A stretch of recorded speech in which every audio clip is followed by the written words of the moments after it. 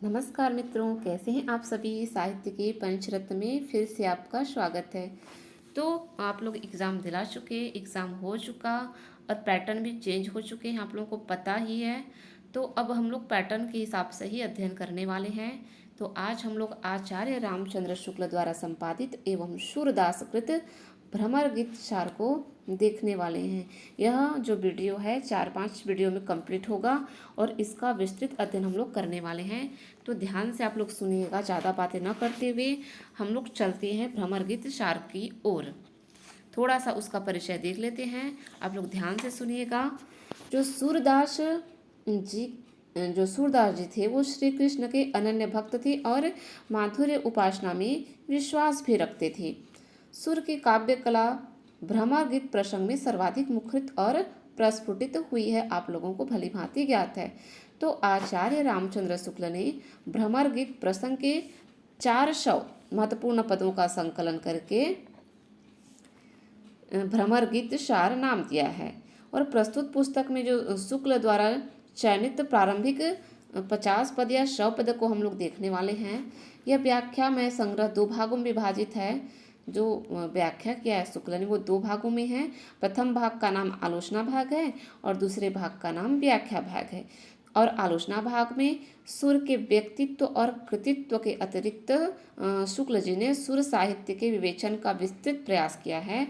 और भ्रमर गीत सार से संबंधित प्रश्न भी पर्याप्त मात्रा में विस्तृत हमको पढ़ना होगा।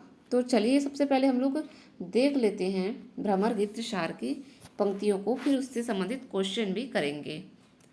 तो आप लोग रेडी हैं, ध्यान से सुनिएगा। अगर कुछ काम कर रहे हैं तो आप आराम से हेडफोन या ईयरफोन जो भी है लगा लीजिए और सुनते रहिए।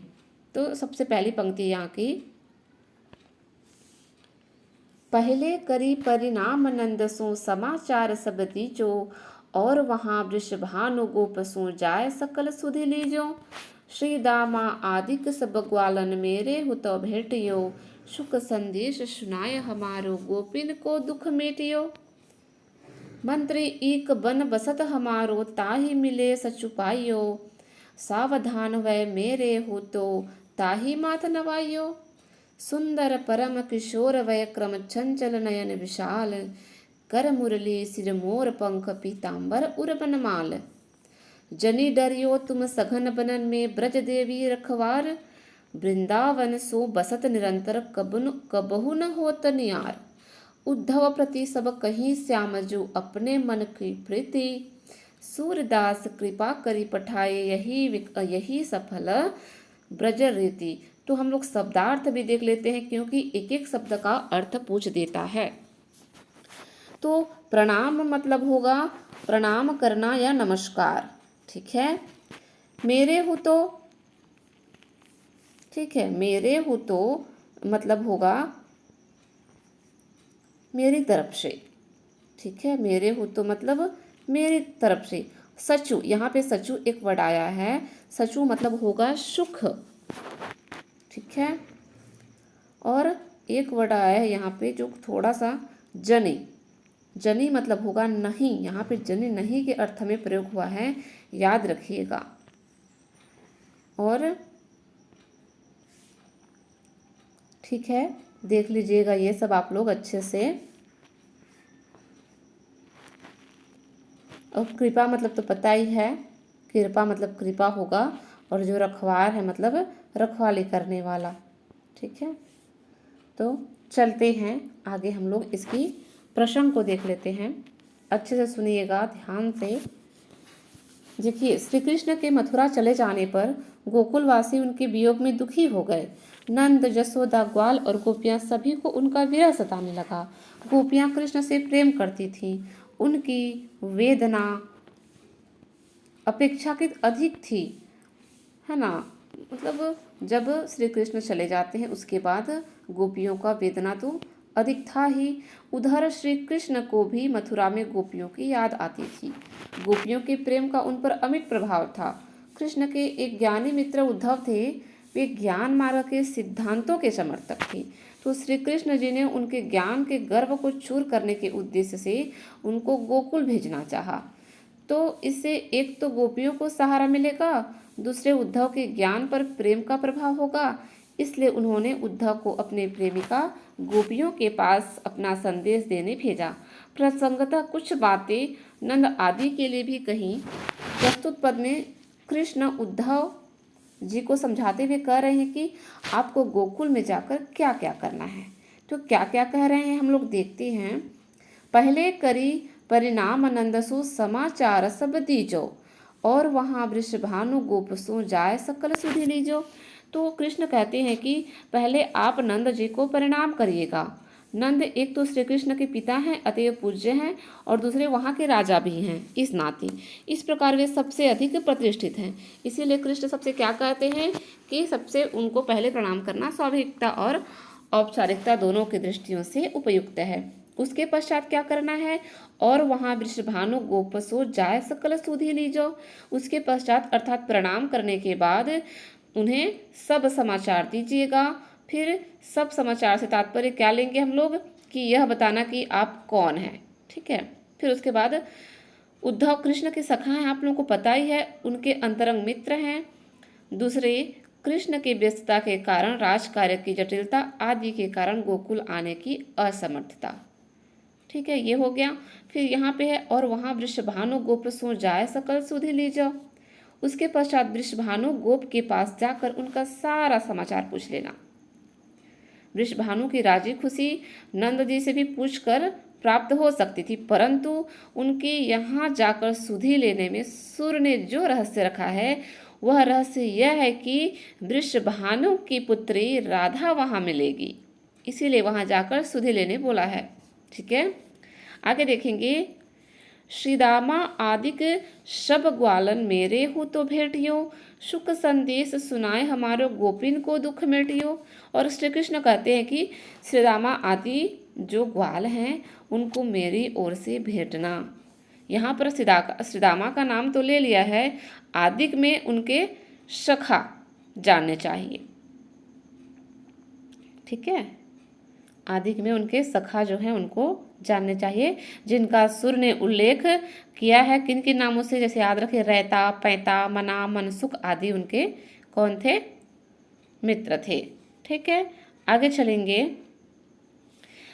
सुख संदेश सुनाए हमारो गोपिन गोपिन को दुख मेटियो, मंत्री इक बन बशत हमारो ताही मिले सचु पाइयो, सावधान हुए मेरे हो तो ताही मात नवाइयो। तो उसके पश्चात क्या होगा, गोपियों की बारी आती है। ठीक है, पहले तो ग्वाल से मिल लिए, फिर गोपियों की बारी आती है, और गोपियों को हमारा सुख संदेश सुनाकर उनके दुख को दूर करना, ऐसा कह रहे हैं कृष्ण। गोपियों में मेरे विरह में व्यथित होंगी, उन्हें जब यह पता चलेगा कि उनके प्रिय श्री कृष्ण सतत स्मृति में संजोए हुए हैं तो उन्हें सुख मिलेगा। विरही को यह पता चल जाता है कि उसका प्रिय भी उसकी याद में तड़प रहा है, तो उसे बड़ा सुख मिलता है और संतोष को प्राप्त होता है। इसीलिए श्री कृष्ण कहते हैं कि उनके पास जाना और मेरी व्यथा सुनाना। आगे है, मंत्री एक बन बसत हमारो ताही मिले सचु पाइयो। मतलब गोपियों के प्रसंग में कृष्ण राधा के लिए पूर्णतः संकेत करते हैं और उसे कहते हुए उद्धव को समझाते हैं कि पुनः गोकुल में आपको हमारा एक मंत्री है ना, मंत्री इसको बोल रहे हैं राधा को, मंत्री ने कि राधा मिलेगा, उससे मिलकर आपको सुख मिलेगा। वहाँ का वातावरण देख आप क्या हो जाएंगे, आनंदित हो जाएंगे। फिर आगे क्या कहते हैं कि सावधान हुए मेरे हो तो ताही माथ नवाइयो। ठीक है, और क्या कहते हैं उसके बाद कि सावधान होकर मेरी ओर से आप स्नेह और स्मरणवश माथा झुकाना, किसके सामने, राधा के सामने। फिर है, सुंदर परम किशोर वैक्रम चंचल नयन विशाल, कर मुरली सिर मोर पंख पीताम्बर उर्माल। और क्या कहते हैं आगे कि उसके हाथ में, अच्छा ये है सुंदर परम किशोर वैक्रम। तो आगे कहते हैं कि जो राधा है, राधा का रूप वर्णन करते हुए कृष्ण यहाँ कह रहे हैं कि वह परम सुंदर है, वैक्रम के अनुसार किशोरावस्था है, शैशव तथा बाल्य के पश्चात किशोर अवस्था आती है, उसके नेत्र विशाल और चंचल हैं। कर मुरली सिर मोर पंख पीताम्बर उर बनमाल। तो उसके हाथ में मुरली, सिर पर मोर पंख और गले में बनमाला होगी। ठीक है।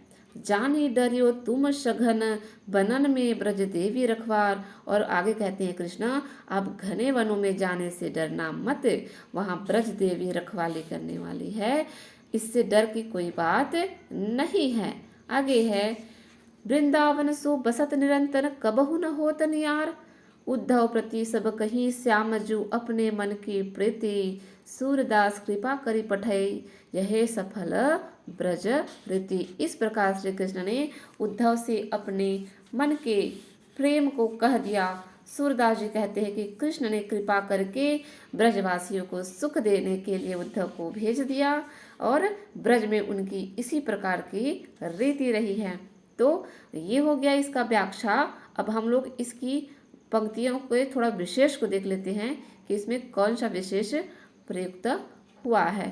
ठीक है, विशेष क्या है इन पंक्तियों में। तो अलंकार जैसे सो समाचार सब ऊपर आया हुआ है ना, सो समाचार सब, इसमें है अलंकार, अलंकारों का प्रयोग हुआ है अनुप्रास।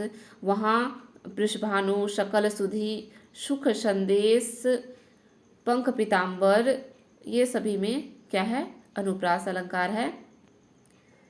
और प्रस्तुत पद में उक्त पंक्ति का अर्थ विचारणीय है, जिसमें मंत्री शब्द आया है। याद रखिएगा, मंत्री से तात्पर्य राधा से है। राधा ही कृष्ण का वेश बनकर वहाँ रहती है।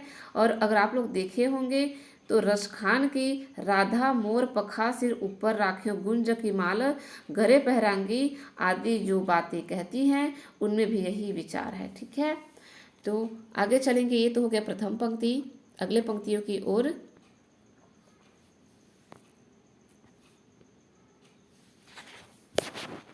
कहियो नंद कठोर भय, हम दो वीर डारी पर घरे मानो थाती सौंपी गए।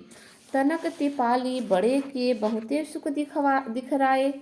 गोचारन को चलत हमारे पाछे को शकधाए। ये वासुदेव देव की हम सो कहत आपने जाए। बहुरी विधाता जसुमती जु के हम हिन गोद खिलाए।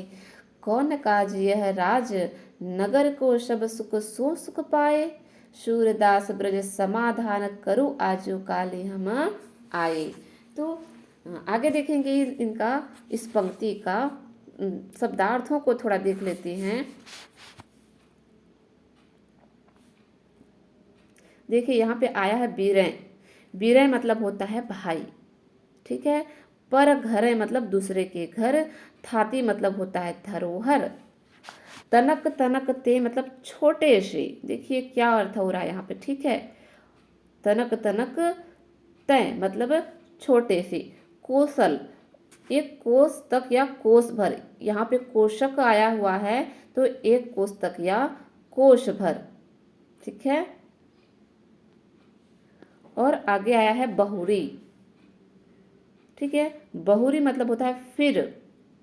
जसुमती जू मतलब यशोदा जी। ठीक है, समाधान मतलब होता है प्रबोध या तसल्ली या समस्या सुलझाना के लिए हुआ है। आजुकाली, आजुकाली मतलब होता है आजकल में। ठीक है, तो इसका प्रसंग हम लोग देख लेंगे, फिर व्याख्या की ओर आगे बढ़ेंगे। श्री कृष्ण अपने ज्ञानी मित्र उद्धव को मथुरा से ब्रज इसलिए भेज रहे हैं ताकि ब्रजवासियों को उन्हें कुछ धैर्य बन सके। प्रस्तुत पद में कृष्ण उद्धव को समझाते हुए कहते हैं, देखते हैं क्या कह रहे हैं, इसका व्याख्या हम लोग धीरे धीरे देखते हैं। कहते, कहियो नंद कठोर भय, हम दो वीरें डारी पर घरे मानो थाती सौंपी गए। तो ब्रज जाकर नंद जी से कहिएगा कि आप बड़े कठोर हो गए हैं। आप हम दोनों बंधुओं जो बलराम और कृष्ण को दूसरों के घर में डाल गए और धरोहर शी सौंप कर क्या हो गए, चले गए। तनक तनक तय पाली बड़े किए बहुते सुख दिखराए। गोचारण को चलत हमारे पाछे को सलधाए। और ये कहते हैं श्री कृष्ण संदेश देते हुए कि जब हम छोटे थे तब से आपने पालन पोषण करके हमें बड़ा बनाया और अत्यंत सुख दिया। हम लोग जब गोचारण यानी कि चराने जाते थे तब आप हमारे साथ हमारी रक्षा करने के लिए पीछे कोस भर दौड़ जाते थे। आगे कहते हैं, ये वसुदेव देवकी हम सो कहत आपने जाए, बहुरी विधाता जसुमति जो की हम ही न गोद खिलाए। और यहाँ कहते हैं, यहाँ वसुदेव और देवकी हमें खिलाया है, अर्थात वसुदेव और देवकी तुम्हें नहीं मिल सके थे मथुरा नगर में। एक मिनट, ठीक है, एक मिनट वेट करिए।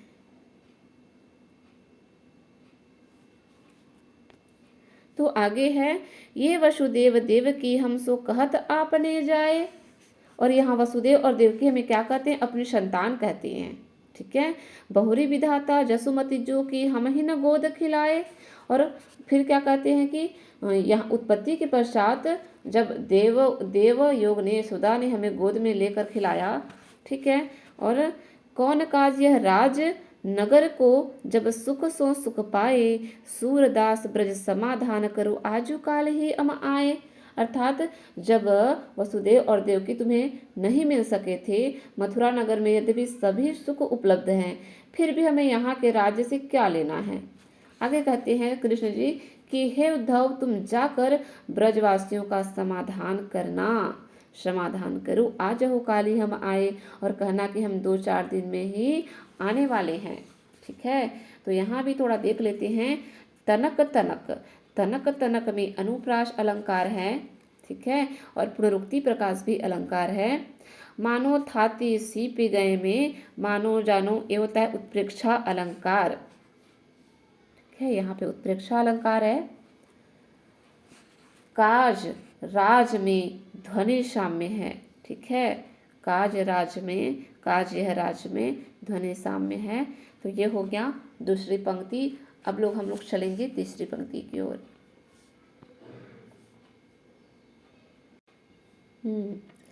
तो तब ही उपंग सुत आए गए, सखा सखा कछु अंतर नाही, भरी भरी अंक लाए, अति सुंदर तन श्याम शरीखो, देखत हरि पछिताने, ऐसे को वैसी बुद्धि होती ब्रज पठवे तब आने, या आगे रस काव्य प्रकाशे जोग वचन प्रगटावे, सूर ज्ञान दृढ़ या के हृदय, जुवतिन जोग सिखावे। तो शब्दार्थों को देख लेंगे। उपंग सूत्र यहाँ पे उद्धव के लिए प्रयोग हुआ है। अंक लय, अंक लय मतलब गले लगकर मिले। शरीखों, शरीखों मतलब होता है समान। आने, आने मतलब होता है अन्य को। रस काव्य मतलब प्रेम की कवित्वपूर्ण बातों को रस काव्य कहा जाता है। और प्रकाशे मतलब क्या होगा, प्रकाशित करना। या के मतलब इसके। ठीक है, तो इसकी प्रसंग की ओर चलेंगे। जब श्री कृष्ण ब्रज की चिंता में क्या था कि जब श्री कृष्ण भी ब्रज की चिंता में निमग्न थे, उनको बहुत याद आ रही थी और उनके मधुर भावों की तरंगों में उब चुब कर रहे थे, तभी उद्धव जी वहां आ गए। सूरदास जी ने इस पद में उस समय की स्थिति का चित्रण किया है। तब ही उपंग सुत आए गए, सखा सखा कछु अंतर नाही, भरी भरी अंक लय।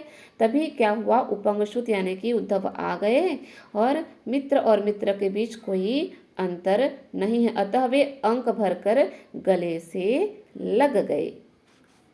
अति सुंदर तन श्याम सरीखो, देखत हरि पछिताने, ऐसे को वैसे बुद्धि होती ब्रज पठवे तब आने।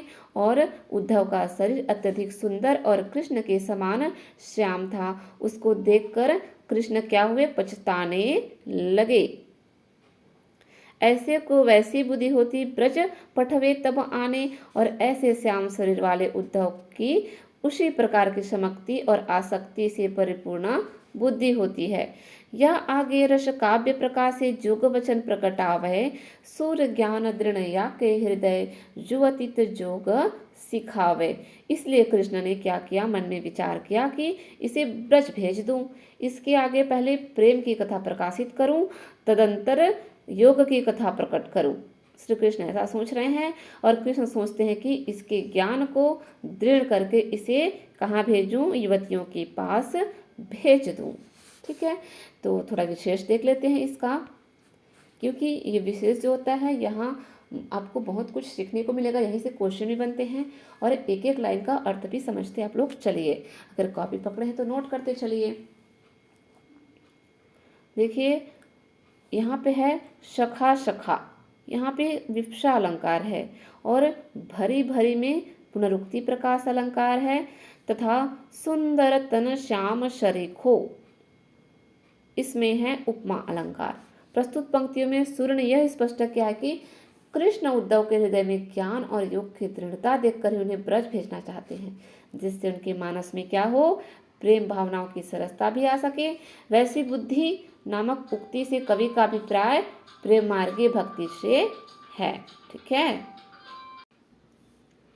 तो आगे देखेंगे। ये हो गया तीसरा पंक्ति। चौथा पंक्ति के हम लोग तरफ चलते हैं।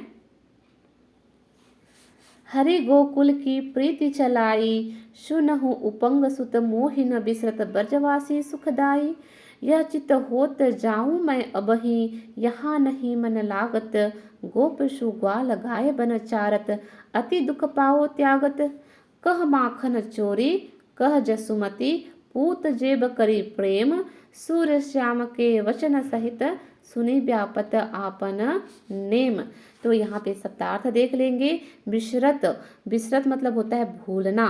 ठीक है, विसरत मतलब होता है भूलना। और करी प्रेम, करी प्रेम मतलब होगा, यहाँ पे एक वर्ड आया है करी प्रेम, मतलब होगा प्रेम युक्त। और सहित, सहित मतलब हित के साथ, यहाँ सहित मतलब हित के साथ के लिए प्रयोग हुआ है। तो प्रसंग इसका हो जाएगा। प्रस्तुत पद में क्या हुआ है, श्री कृष्ण ने उद्धव से गोकुल का प्रेम प्रसंग छेड़ा है, और उस समय श्री कृष्ण क्या कहते हैं इसमें हम लोग देखने वाले हैं। कहते, हरि गोकुल की प्रीति चलाई, सुनहु उपंग सुत मोहिन बिसरत ब्रजवासी सुखदाई। ये कहते हैं कृष्ण की, हे उद्धव सुनो, मुझे ब्रजवासी और उनका प्रेम संबंध भुलाए नहीं भूलता। भाव यह है कि मेरे मन में सदैव वे बसे रहते हैं, क्योंकि क्या है, वे सुखदाई हैं। यह चित होत जाऊं मैं अबहि, यही नहीं मन लागत। और ये कहते हैं यही कारण है कि मेरा मन यहाँ नहीं लगता। मेरा मन यह कहता है कि मैं अभी इसी क्षण वहाँ गोकुल में चला जाऊं। गोप सुग्वाल गाय बन चारत, अति दुख पायो त्यागत। कहाँ माखन चोरी कह जसुमति, पूत जेब करी प्रेम। सूर्य श्याम के वचन सहित, सुनी व्यापत आपन नेम। और क्या कहते हैं, वहाँ गोप ग्वालों के साथ मैं वन में गाय चराने जाया करता था, उनके बिछुड़ते हुए मुझे बहुत दुख हुआ है। ठीक है, हे उद्धव, मुझे अनेक प्रसंग याद आ रहे हैं, और अपना प्रसंग बता रहे हैं यहाँ पे अपने प्रेम का। कौन सा प्रसंग याद आ रहा है कि वहाँ न तो माखन की चोरी है, न कोई ऐसा ही है जो जसोदा माता के समान अत्यंत प्रेम के साथ आग्रह करके कहे कि बेटा भोजन कर ले। और सूरदास जी कहते हैं कि कृष्ण के इन प्रेम पके वचनों को सुनकर भी उद्धव अपने नियम साधना में संलग्न रहे। भाव यह है कि उद्धव ने कृष्ण के इस भाव को हेय समझा और उसकी ओर कोई ध्यान नहीं दिया। उनका ध्यान न देना स्वाभाविक था, क्योंकि वो योग मार्गी थे उद्धव, है ना। प्रेम भावना को सदा क्या समझते थे, हेय समझते थे या तुच्छ समझते थे। तो यहाँ पे विशेष में हम लोग देख लेंगे विसरत ब्रजवासी, यहाँ पे अलंकार है अनुप्रास, और सूर्य श्याम सुनि सहित, है ना, इसमें क्या है, अनुप्रास अलंकार है। हरि गोकुल की प्रीति चलाई पंक्ति में यह भाव व्यंजित है कि कृष्ण प्रेम प्रसंग छोड़कर उद्धव के हृदय की थाह लेना चाहते हैं। ठीक है, तो आगे देखेंगे, 5वें नंबर की पंक्ति की ओर चलेंगे।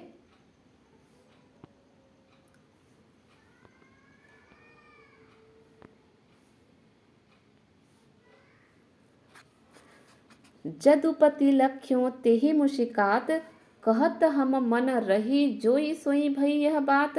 वचन प्रगट करन लागे प्रेम कथा चलाए, सुनहु उद्धव मोहि ब्रज की सुधि नहीं बिसराए। रैनी सोवत चलत जागत लगत नहीं मन आन, नंद जसुमति नारी नर ब्रज जहाँ मेरो प्राण। कहत हरि सुनि उपंग सूत, यह कहत हूँ रस रीति। सूर चित में टरती नहीं राधिका की प्रीति। तो उपंग सूत बार बार आ रहा है, याद रखिएगा, ये उद्धव जी के लिए आया हुआ है उपंग सूत। तो देख लेते हैं कुछ कुछ शब्दार्थों के इसके लिए। जदुपति, जदुपति कृष्ण के लिए आया है। लख्यो मतलब देखा, याद रखिए लख्यो मतलब होगा देखा। अगर पार्टिकुलर पूछ देता है कि इन पंक्तियों में लख्यो का अर्थ क्या है, तो लख्यो मतलब होता है देखा, ठीक है। और जोई, जोई मतलब जो। लगत नहीं मन आन, लगत नहीं मन आन एक आया हुआ है यहाँ पे, लगत नहीं मन आन, इसका अर्थ होता है अन्यत्र मन नहीं लगता। मेरो प्राण मतलब मेरे प्राण या मेरे जीवन, ठीक है। तो ये हो गया। थोड़ा सा इसका हम लोग प्रसंग पे चलेंगे कि किस बात पे चर्चा हो रही है यहाँ पे, किस बारे में। तो उद्धव कृष्ण की प्रेम दुर्बलता देखकर मुस्कुराने लगे, है ना। और यह मुस्कुराकर उद्धव की सैद्धांतिक विजय की स्पष्ट अभिव्यक्ति की, जिसे कृष्ण ने ताड़ लिया। फलतः कृष्ण ने उसे उछाल देने के लिए अपने प्रेम का व्यामोह और खोल कर रख दिया। भाई वो तो ज्ञानी थे उद्धव, जिसे पूर्व में मंत्री पद के से संकेतित किया था, उस राधिका का यहाँ नाम रतिनिष्ठा के साथ मिलेगा हमको, ठीक है, देखने मिलेगा। कृष्ण ने यही नाम लिया है रतिनिष्ठा के नाम से। इससे उद्धव का गर्व पूरे आयाम के साथ अपने कर्तव्य का अवसर पाता है, जो कृष्ण की प्रबंधात्मकता को अत्यंत चुस्त बना देता है। तो इसका हम लोग व्याख्या देख लेंगे। जदुपति लख्यो तेहि मुशिकाति, कहत हम मन रही जोई सोई भई यह बात। तो कृष्ण ने उद्धव की ओर मुस्कुरा कर देखा और कहा कि सोचते हुए कहते हैं कृष्ण कि मेरे मन में जो बात थी वही हुई। इसी की वाणी से स्पष्ट करने के निमित्त कृष्ण ने प्रेम की कथा चलाई है, ठीक है। तो वचन प्रकट करन लागे प्रेम कथा चलाए, और इसी के निमित्त क्या क्या है, कृष्ण ने प्रेम की कथा चलाई है। सुनहु उद्धव मोहि ब्रज की सुधी नहीं बिसराय, और कहते हैं उद्धव सुनो, मुझे ब्रज की विस्मृति क्या होता है, नहीं भूलती है मुझसे। और रैनी सोवत चलत जागत लगत नहीं मन आन, तो रात में सोते समय, दिल में जागते समय मन में और कुछ आता ही नहीं है। नंद जसोमति नारी नर ब्रज जहाँ मेरो प्राण, और कहते हैं कि जहाँ नंद जसोदा तथा ब्रज के नर नारी हैं वही मेरे प्राण हैं।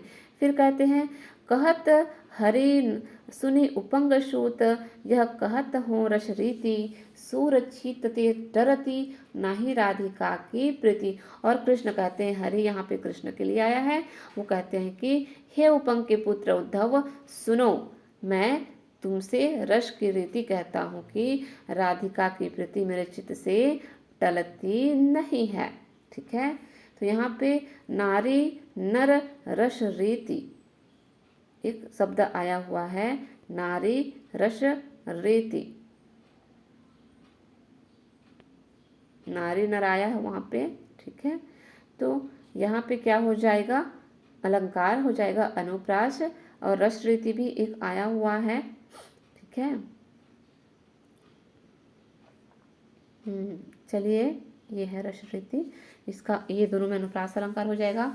जो ज्ञानी उद्धव प्रेम के महत्व को तुच्छ मानकर ब्रह्म सत्यम जगत मिथ्या की ही पुष्टि करते हैं यहाँ पे।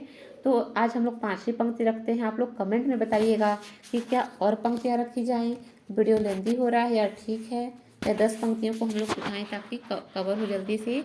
और कैसा लगा वीडियो आप लोग कमेंट के माध्यम से ज़रूर बताइएगा। फिर हम लोग 6वां पंक्ति उठाएंगे और एक एक करके पोस्टमार्टम करके पढ़ेंगे, क्योंकि अगले एग्ज़ाम तक हम लोग अच्छे से बिल्कुल पढ़ सकते हैं, अभी समय है। तो तब तक के लिए धन्यवाद मित्रों, फिर मिलेंगे अगले वीडियो में, ठीक है।